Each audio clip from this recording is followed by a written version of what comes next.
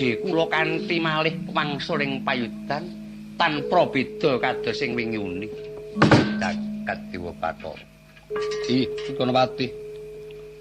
Pingaing manah kula tanpa pamit dene sampun nampi katerangan saking jengandika Sang Konopati. Kula nggih Jayadrata. Wonten pangandika ingkang adhawuh Rama Penemban, anakku mung siji kowe ora ana tunggale. Yen bucik kulitmu padha karo sempal bebauku kanan kiring. Yen kowe tekaning pati padha karo aku, kudu melu mati drasan ibumu. Lah sebab saka iku dinggo rumeksa marang karaharjanmu kang sarta dinggo sejaga marang kayuwananmu. Kowe manuta marang pun bapa dina iki bakal tak umpetake ana ing gedhong waja. Bakal tak umpetake ana ing gedhong waja nadyan ana swara apa wae. Kang sarta keprungu rame-rame apa wae, sira aja nganti cilik metu saka ing gedhong waja.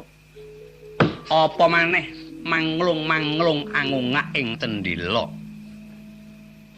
Jerdroning Baratayuda pancen ora gampang nggone gawe weweka murih araharjaning ruwang kang sarta murih sangsayaning musuh. Becik sira tumuli manuta marang kaparengipun bapa. Mboten langkung dhateng sedika ngestakaken dawuh. Musmeh rina semebang lang aruna katinetraning anggarapuh kapaning kukiloring kanegara sakeder nang kidunganing kong sarwa sing bene panto papetoke ngayamana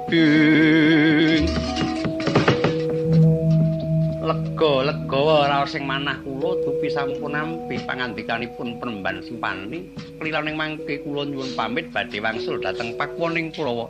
Konopati sampun ngantos watos sing mangke yiwananing Jayadrata kula ingkang nanggel kula Jayadrata aku pamit dhisik. Paman nderekaken raharja tindak jengandika.